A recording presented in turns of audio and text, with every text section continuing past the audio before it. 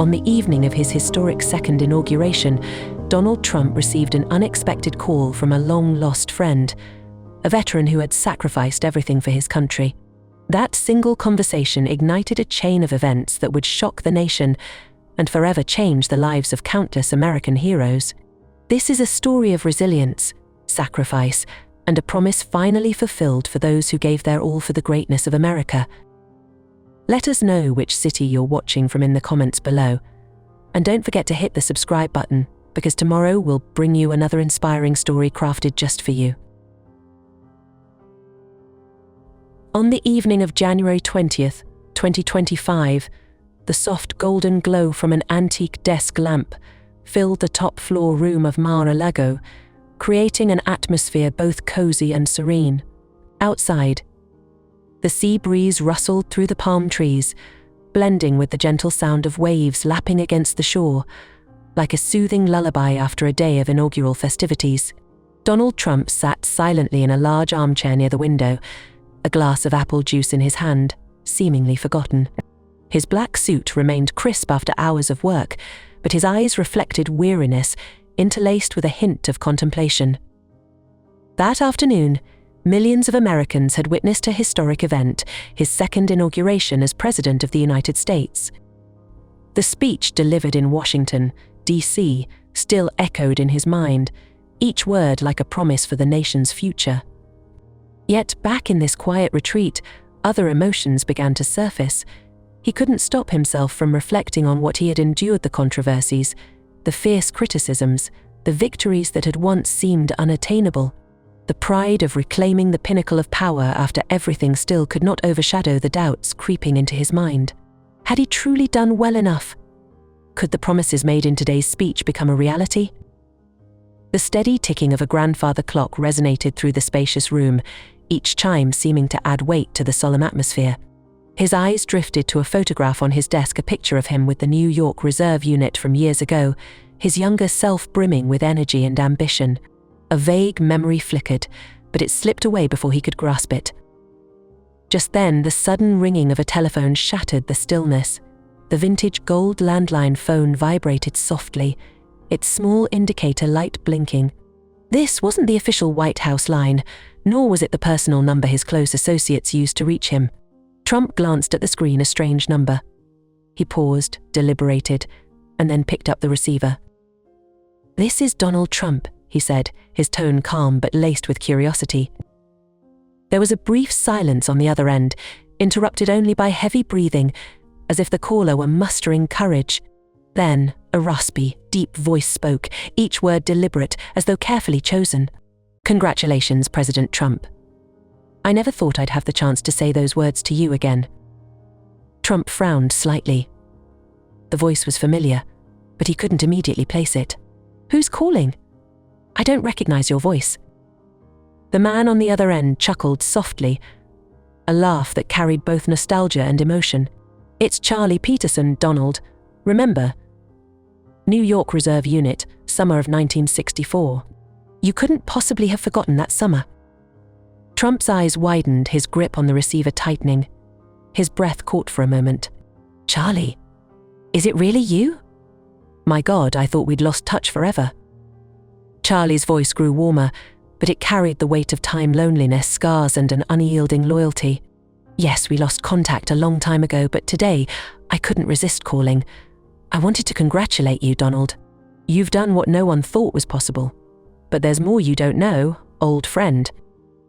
Trump remained silent, his emotions surging not just from the shock of hearing the voice of a long-lost friend after nearly half a century, but from a deeper sense that this call carried something far greater than mere congratulations. He leaned back in his chair, his eyes gazing at the ceiling. In the quiet room, only Charlie's voice echoed through the line, each word unlocking forgotten memories and stirring unspoken questions. Donald Trump held the receiver tightly in his hand, his eyes staring blankly into the space before him. Charlie Peterson's voice came through the line, raspy but full of emotion, carrying the echoes of a bygone youth. Charlie's words seemed to open the doors of memory, taking him back to the summer of 1964, when he and Charlie were young men in the New York Reserve Unit. Donald, I still remember so clearly the day we went to that old house in Brooklyn to fix the roof for that veteran's family, Charlie said, his voice trembling slightly. You teased me for not knowing how to hold a hammer properly. You said, Charlie, if you drop that hammer on someone's head, we'll have to fix them too. Trump allowed himself a rare, genuine smile. The image of his younger self, a spirited and energetic young man, flashed vividly in his mind. He and Charlie had spent that entire summer with their team helping veterans in New York. You always talked the most in the group, Donald, Charlie continued, his voice softening as if savoring each memory. But no one could deny you were the leader. You always knew how to make everyone feel like they were doing something meaningful. Trump closed his eyes for a moment, as if trying to hold on to the beautiful imagery a little longer. He could still recall the sensation of standing on the roof under the blazing summer sun, the sound of hammers striking wood, and the laughter of his friends. But then, Charlie's tone shifted, growing somber. Donald, you know, everything changed so much after that summer. I enlisted and went off to fight in several wars. I'm not sure if you know this, but a landmine took my legs. When I came back, I wasn't myself anymore. It took me a long time to learn how to move forward, literally. Trump froze. He heard every word, every low note in Charlie's voice. No one ever talked about the hardest parts of life after war, the feelings of abandonment, the sense of being lost, and the scars that never truly healed. What about the others in the unit, Charlie? Trump asked, his voice slow and measured. Charlie took a deep breath before answering. Not so great, Donald. Some of them are gone. Others, like me, are just trying to survive day by day. I don't want to bring you down, but I have to be honest. Many of us feel forgotten. We fought, we sacrificed, but when we came back, we were just names on a list. Trump said nothing, but his heart felt heavy. He remembered the veterans he had met on the campaign trail, those who stood in the crowd, proudly waving the American flag, their eyes filled with both pride and hope. But now, through Charlie's story, he understood another reality. Their sacrifices sometimes only met with society's indifference.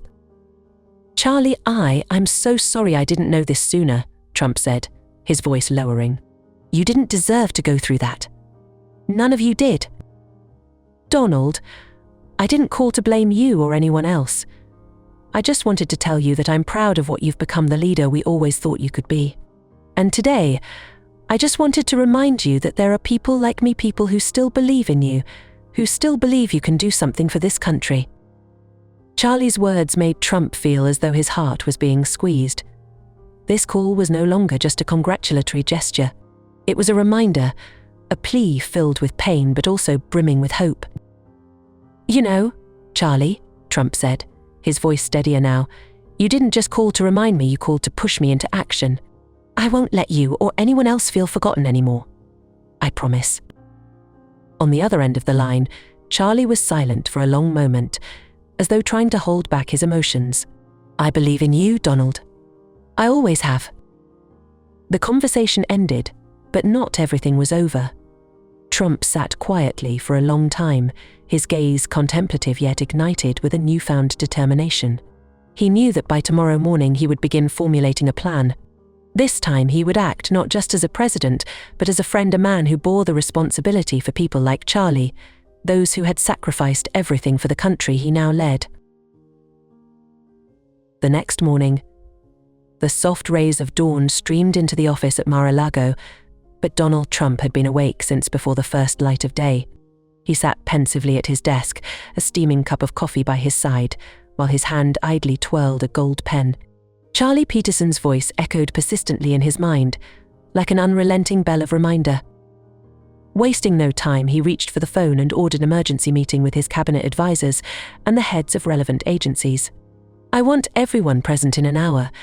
This is an urgent matter, he said, his voice firm with authority, yet filled with a rare determination. In less than 2 hours, the main conference room at Mar-a-Lago was packed.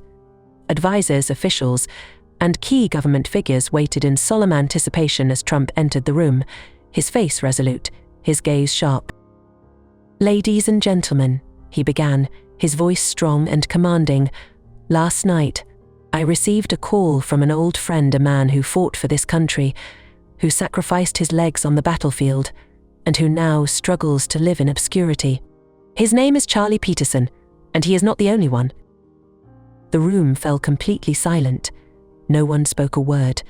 Trump's eyes scanned the room, burning with the fire of determination. We pride ourselves on being a land of freedom, a land of opportunity. But the truth is, those who have fought and sacrificed for our freedom are now facing lives they do not deserve. They are not receiving adequate support, nor the respect they are due, and I will not let that continue for another day. He paused briefly, letting his words sink deep into the minds of everyone in the room. I want to announce a new initiative called the Golden Veterans Initiative. This will be a comprehensive program to improve the lives of all American veterans. We will build state-of-the-art rehabilitation centers, provide free housing, high-quality medical care, and open up job opportunities for them. This will not just be a promise, it will be a commitment. One cautious advisor spoke up. Mr. President, this is an incredible initiative, but it will require substantial resources and time to implement. The national budget is already stretched thin. Trump interrupted, his voice resolute and unwavering. I am well aware of that, but this is not just the government's responsibility. It is my personal responsibility. I will use a portion of my personal wealth to build these rehabilitation centers, and the first center will be named after Charlie Peterson, to honor my friend and all the veterans who have sacrificed for this country. The room seemed to freeze. Many stared at him in astonishment, while others nodded slightly, as if grasping the gravity of this decision. Another advisor hesitated before asking, Mr. President, are you certain about this? This is an unprecedented decision. Trump stepped to the head of the table, looking directly at everyone, his eyes blazing with the kind of light only found in those who truly believe in what they are doing. I have never been more certain. We cannot speak of the greatness of America while forgetting the people who made that greatness possible. Let's get to work immediately.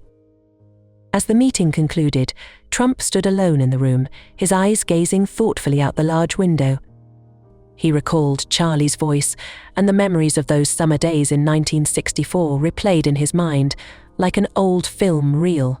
He knew this action was not just about keeping a promise to Charlie, but also about keeping a promise to himself, a promise that he would do everything in his power to ensure no veteran would ever have to live in obscurity again. Outside, the radiant sunlight bathed the entire Mar-a-Lago estate. A new beginning was on the horizon, not just for the veterans, but for the entire nation. A week later, the winter sunlight stretched across the lawn in front of the White House. The crisp January air mingled with the anticipation of hundreds of people, including officials, journalists, and especially veterans from across America, gathered for a momentous event. A stage had been set up just outside the Oval Office, and a large American flag fluttered against the clear blue sky. Donald Trump, dressed in a dark suit and his signature red tie, stepped out of the main doors of the White House. His demeanor was imposing, but his eyes carried an uncharacteristic emotion. This was not just a policy announcement, it was a deeply personal moment. Charlie Peterson emerged from the row of honored guests. Wearing a neatly tailored suit, he leaned on a wooden cane, walking on his prosthetic legs with quiet pride. All eyes turned to him as he slowly made his way to the stage, his smile faint but his eyes glistening with tears. Trump walked to the center of the stage, extending his hand towards Charlie. The two men, once young and spirited members of the reserve unit, now stood before hundreds of people as symbols of sacrifice and determination. Trump said nothing but stepped forward and embraced Charlie tightly. It was not the embrace of a president and a veteran, but of friends, of gratitude, and of profound respect. Thunderous applause erupted across the space, but the two men seemed oblivious to it. They stood there, as though every event in their lives had led to this moment. Trump stepped back, placing a hand on Charlie's shoulder, and turned to face the audience. He began his speech, but his voice was no longer that of a politician. It was the voice of a man bearing both responsibility and conviction. Today we gather here not just to announce a new initiative, but to honor those who have sacrificed for this country, those who have dedicated their lives to defending freedom. only to face challenges when they return home. Trump paused, his eyes scanning the crowd. "I want you to know that the Golden Veterans Initiative is not just a program. It is a promise that we will never forget people like Charlie Peterson. They have given us everything, and now it is our turn to do the same for them." He turned back to Charlie, his voice growing warmer. "Charlie, today is not just about honoring you and your comrades. Today is about keeping my promise to you, to those who have lost their legs, their arms, and even their lives to defend the freedom we now enjoy. Your name, Charlie, will not only be remembered on the first rehabilitation center we build, but also in the hearts of millions of Americans." Charlie said nothing, only nodded. Tears rolled down his cheeks, but a smile remained on his face. Applause erupted once more, louder this time not just as a show of approval, but as a profound acknowledgement and deep gratitude from those present and millions watching across America. As the ceremony came to an end, Trump stood beside Charlie, both men looking out at the audience. They needed no further words, for the message of the event was unmistakable. Sacrifices will never be forgotten, and responsibilities will never be abandoned. On that day, a new spark of hope was lit not just for the veterans, but for the entire nation. The next day, images of Donald Trump embracing Charlie Peterson at the White House ceremony appeared on the front pages of every major newspaper and on media outlets across America. The photo, with the American flag waving proudly in the background, captured an emotional moment, the most powerful man in the world setting aside all formalities to share a heartfelt embrace with a veteran. The media called it a symbol of gratitude and unity. Television news ran non-stop coverage. Clips from the ceremony, especially Trump's speech and the sight of Charlie Peterson, were widely shared on social media.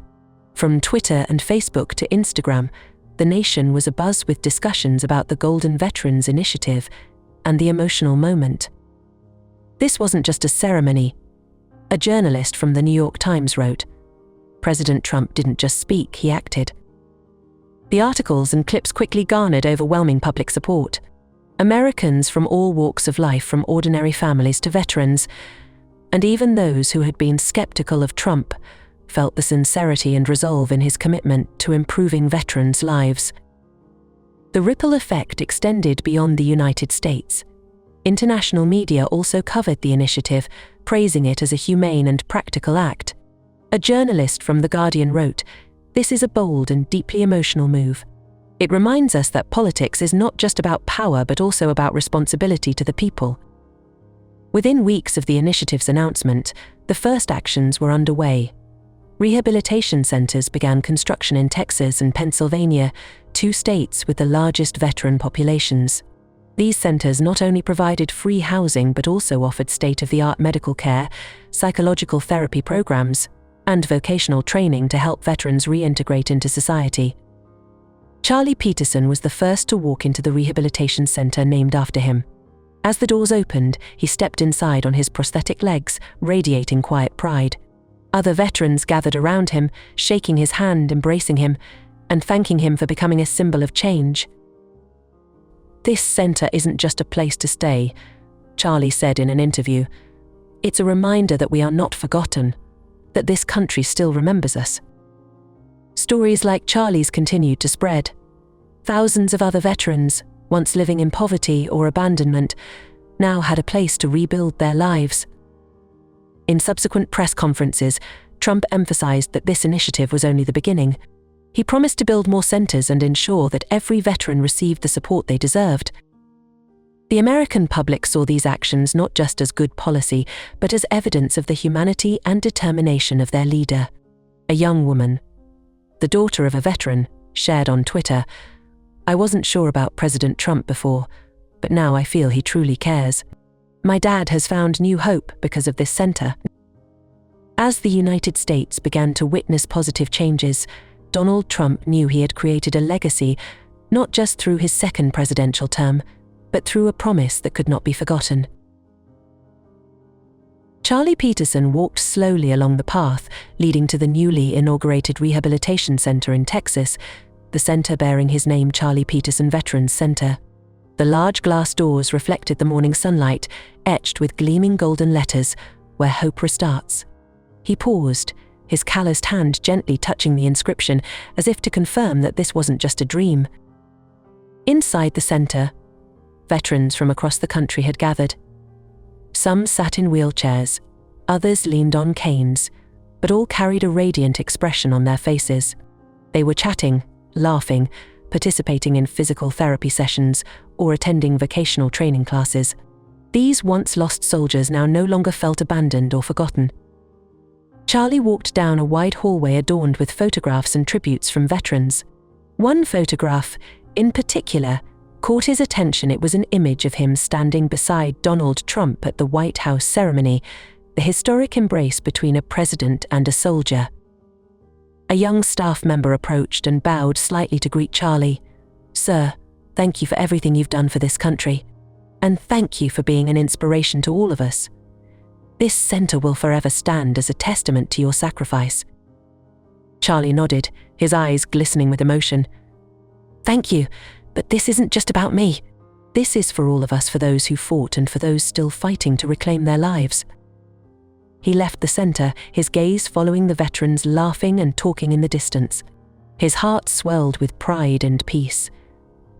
For the first time in decades, he felt that his and his comrades' sacrifices had been acknowledged and honored. Meanwhile, in Washington, D.C., Donald Trump sat alone in the Oval Office. Trump sipped his black coffee, his hands clasped in front of him as he quietly reflected.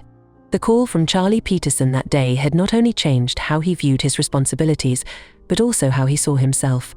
He knew that building rehabilitation centers was a tangible action, but it carried a far greater meaning, a reminder that America must always remember and honor those who sacrificed for its freedom.